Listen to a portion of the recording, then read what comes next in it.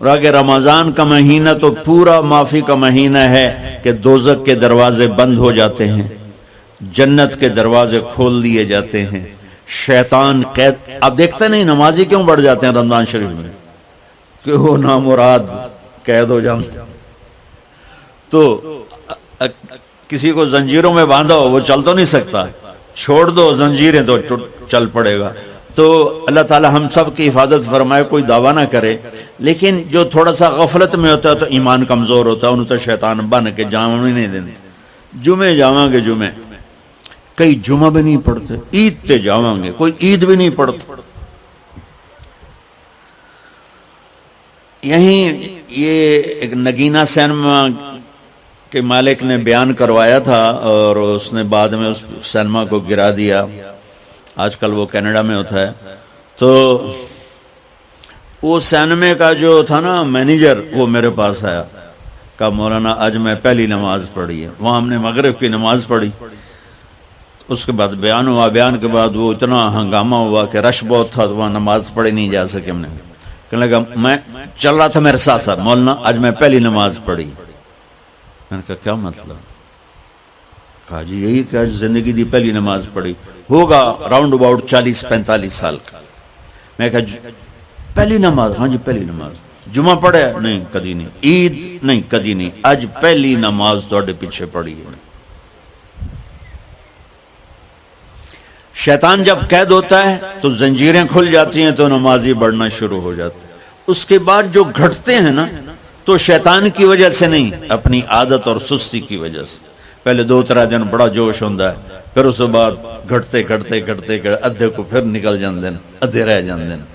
تو تراویح میں بھی پہلے پوری مسجد بھرے گی، پھر ایک صف جائے گی، پھر دوسری جائے گی، پھر تیسری جائے گی. تو بھائیو یہ رمضان آ رہا ہے، دیکھو میں ہاتھ جوڑتا ہوں، نماز 5 وقت سارا سال فرض ہے، لیکن روزے کی برکت سے کیا ہوتا ہے؟ شیطان قید ہو جاتا ہے تو وہ سارے بھاگے آ رہے ہوتے ہیں. اللہ سے مانگ لو اس رمضان میں کہ یا اللہ ایسی توفیق دے کہ موت تک نماز نہ چھوٹ. رمضان میں بہت سے لوگ رشوت لینا چھوڑ دیتے ہیں کہ نہیں جی ہن رمضان شریف آ گیا. رمضان شریف بھی تو آیا ہے لیکن اصل میں شیطان قید ہوا ہے تو اب کہہ رہے نہیں ہن رشوت نہیں لینی، مہینے بعد لواں گے. ڈنڈی مارنے والا کہتا ہے نہیں صحیح تولنا ہے، پھر رمضان تو بعد کٹھی کسر کر لواں گے. وہ کیا وجہ ہے پیچھے؟ ایک تو رمضان کی برکات ہیں، اور ایک شیطان کا قید ہونا ہے، اور ایک جنت کے دروازوں کا کھل جانا، دوزخ کے دروازوں کا بند ہونا، اللہ کے عرش کا پہلے آسمان پہ مستقل ڈیرا ڈال دینا، اور پھر اعلان کرنا ہے کوئی بخشش آنے والا ہے، کوئی معافی مانگنے والا ہے، کوئی توبہ کرنے والا ہے، کوئی جنت مانگنے والا ہے، کوئی دنیا مانگنے والا، آؤ مانگو. اور ایک فرشتہ اعلان کرتا ہے اے بھلائی کے چاہنے والے شاباش آگے بڑھ، اور دوسرا فرشتہ اعلان کرتا ہے اے برائی کے کرنے والے بس کر اور واپس آ جا، بس کر اور واپس آ جا. رمضان کا مطلب ہے جل جانا. رمضان کے لفظ کا مطلب ہے جل جانا. جلنے کا مطلب کیوں ہے اس میں؟ کہ رمضان میں اللہ سارے گناہوں سے اپنے بندوں کو پاک کر دیتا ہے اور ان کے گناہوں کو جلا دیتا ہے، جس سے وہ پاک ہو کر سونا آگ میں جل کے خالص ہو کے باہر آتا ہے. روزہ رکھنے والا بھوک کی آگ میں جل کے خالص ہو کے باہر آ جاتا ہے، اللہ اس کے سارے گناہ معاف فرماتا ہے. دھیان نال سنیں جی. سب سے اعلیٰ درجے کا مسلمان، میرے نبی کا جواب، جو سارا دن مصلی پہ بیٹھا رہے، جو ہر سال حج عمرہ کرے، جو مسجد سے نہ نکلے، جو رات کو قرآن پڑھے، دن میں روزے رکھے. نہیں، سنو غور سے سنو. من سلم المسلمون لسانہ ویدہ، سب سے اعلیٰ درجے کا مسلمان فیصلہ بات کا وہ ہے جو اپنے مسلمانوں کو تکلیف نہ پہنچائے، جو ہاتھ اور زبان سے کسی کو تکلیف نہ پہنچائے، وہ سب سے اعلیٰ درجے کا مسلمان ہے. سبحان اللہ، کیا بات. میرے نبی سے ایک صحابی نے پوچھا یا رسول اللہ، ہمارے محلے میں ایک خاتون رہتی ہے، رات کو تہجد پڑھتی ہے، دن میں روزے رکھتی ہے، پر اس کی زبان بہت سخت ہے، بہت بےزتی کرتی. آپ نے کہا جہنم میں جائے گی. کہا جی ایک خاتون ہے جو نہ نفلی روزہ، لیکن اس کی زبان کا بول بڑا میٹھا ہے، کہا وہ جنت میں جائے گی. تو سب سے اعلیٰ درجے کا مسلمان کون ہے جو کسی کو تکلیف نہ پہنچائے؟ پھر اس نے پوچھا ای الایمان افضل، سب سے اعلیٰ درجے کا مومن کون ہے؟ تو آپ نے فرمایا حسن الاخلاق، جس کے اخلاق اچھے ہوں وہ سب سے اعلیٰ درجے کا ایمان والا ہے. کیونکہ تکلیف نہ پہنچانا اخلاق کی ایک صفت ہے، اور اخلاق کی بے شمار اقسام. میرے نبی نے فرمایا اچھے اخلاق 360 صفات کا نام ہے. ایک صفت بھی کسی مسلمان مرد عورت کے اندر ہوگی تو جنت میں چلا جائے گا. سامنے ابو بکر بیٹھے تھے، کہنے لگے یا رسول اللہ کو میرے اندر بھی ہے؟ تو آپ نے فرمایا تیرے اندر ساری ہے، ساری تیرے اندر ساری. تو ابتدا بھی بتا دی، انتہا بھی بتا دی. اور عبادت بھی مسلمان کو اخلاق تک پہنچاتی ہے. اب سنو قرآن سے، اللہ تعالیٰ انسان کسے کہتا ہے؟ ایمان والوں کو. ان الذین کفروا من اہل الکتاب والمشرکین فی نار جہنم خالدین فیہا اولئک ہم شر البریہ. سب سے بدترین مخلوق وہ ہے جو اللہ کو نہ مانے، جو اللہ کے دین کو نہ مانے. آپ نے کہا وہ سب سے بدترین مخلوق. تو لا الہ الا اللہ محمد رسول اللہ ہمیں انسانیت میں داخل کرتا ہے. انسان ہے ہی وہ جو لا الہ الا اللہ محمد رسول اللہ کا کلمہ پڑھتا ہو میرے رب کے نزدیک. نماز کیا ہے؟ نماز کیا ہے؟ بول بھائی. ہاں، میرا اللہ کہتا ہے ان الصلاۃ تنہا. اب آئی نہیں چل رہا.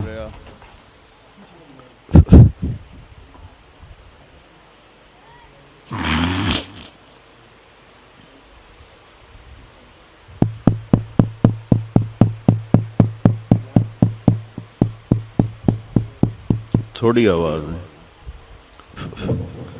نماز کیا ہے؟ ان الصلاۃ تنہا عن الفحشاء والمنکر. تم نماز پڑھو، یہ تمہیں بد اخلاقی سے بچائے گی اور یہ تمہیں گناہوں سے بچائے گی. تو نماز بھی انسان کو اخلاق تک لے جا رہی، فحاشی سے بچائے گی، گناہوں سے بچائے گی، اخلاق کی طرف سفر. روزہ آ رہا ہے. روزہ کس لیے ہے؟ کتب علیکم الصیام کما کتب علی الذین من قبلکم لعلکم تتقون. تم پر روزہ فرض کیا ہے جس سے پہلوں پہ کیا تھا تاکہ تم تقوی والے بن جاؤ. تقوی والے کون ہیں؟ وسارعوا الی مغفرۃ من ربکم وجنۃ عرضها السماوات والارض اعدت للمتقین. کہ میرے بندو دوڑو جنت کی طرف جو تقوی والوں کے لیے. متقی کون دن تقوی والے یا اللہ کا؟ الذین ينفقون فی السراء والضراء کا جو میرے نام پہ سخاوت کرتے ہیں، چاہے تنگ دست ہوں چاہے پیسے والے ہوں، چاہے تھوڑا مال ہوئے چاہے زیادہ مال ہوئے، وہ میرے نام پہ خرچ کر دیں.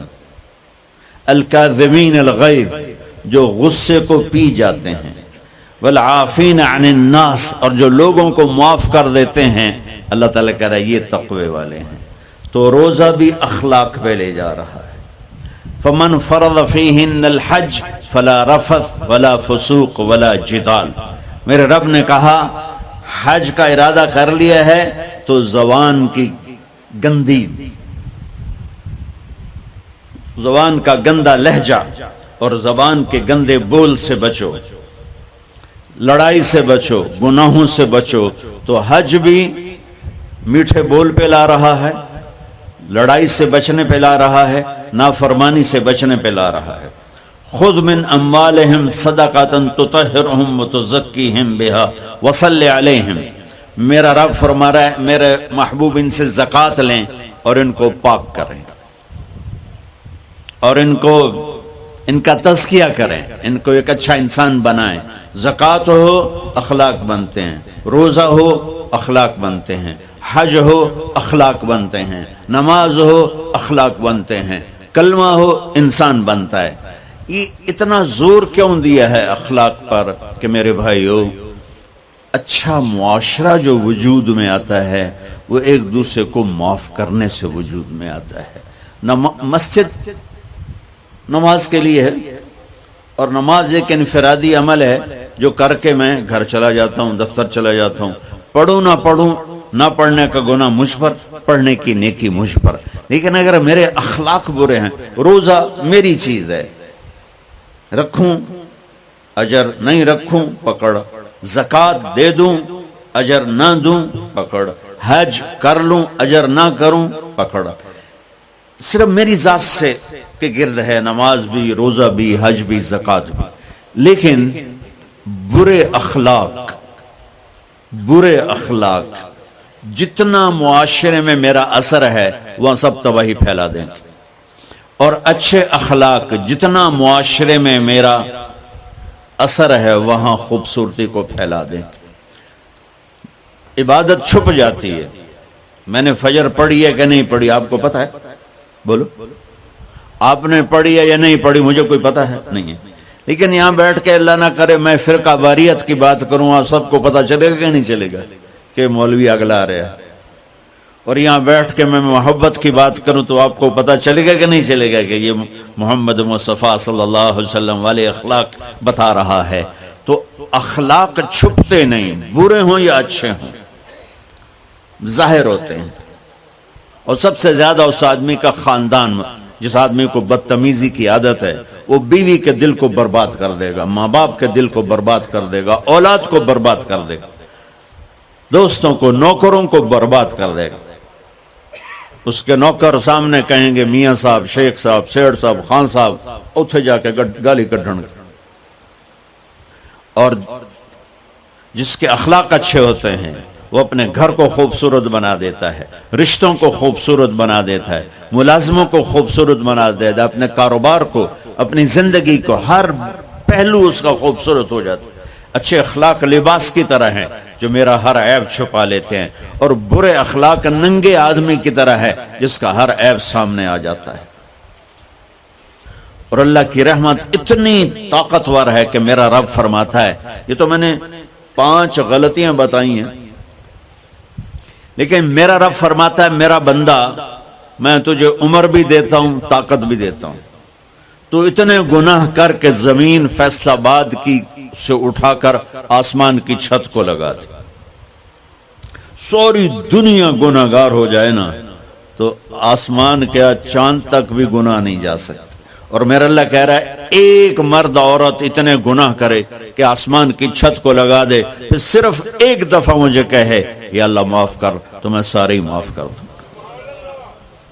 تو بھائیو یہ رات بھی معافی مانگنے کی ہے۔ تو میرے عزیز اور رمضان شریف آ رہا ہے، اپنے دل کو کینہ سے صاف کرو، بغض سے صاف کرو، نفرت سے صاف کرو، کسی سے لڑے ہوئے ہو اللہ کے واسطے صلح کر لو، یہ لڑنے کی جگہ نہیں ہے، محبت کر کے جاؤ تو اللہ بڑے اونچے عالی درجات نصیب فرمائے گا۔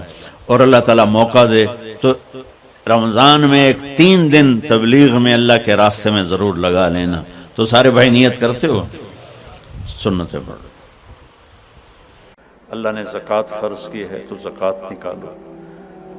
اب تو اتنے حالات ہیں کہ متوسط طبقہ بھی زکوٰۃ کا مستحق ہے، اپنے زکوٰۃ سے بڑھ کے نکالو، چونکہ زکوٰۃ دینے والا بخیلوں سے تو نکل جاتا ہے لیکن سخیوں میں داخلہ اس سے اوپر کرے گا تو ہوتا ہے۔ 2,500 دے دیا نا 1 لاکھ میں سے تو باپ پہ بخیل کا لیبل نہیں لگے گا، لیکن سخی کا بھی نہیں لگے گا، اوپر 54 خرچ کر دو تو ایک سٹیپ آپ آ جائیں گے۔ سخی بن کے زندگی گزارو، لوگوں پہ خرچ کرنے کا مزہ بہت ہے، جوڑنے کے مزے سے زیادہ لگانے کا مزہ ہے۔ تو رمضان آ رہا ہے، خرچ کریں، زکوٰۃ سے بڑھ کر دیں، انتہائی ضرورت مند ہیں ہمارے لوگ۔ ابھی تو وہ جو سیلاب سے جو گھر گرے تھے ابھی تو وہ ہی نہیں بنے، کتنے ہزاروں لوگ بے گھر بیٹھے ہوئے ہیں۔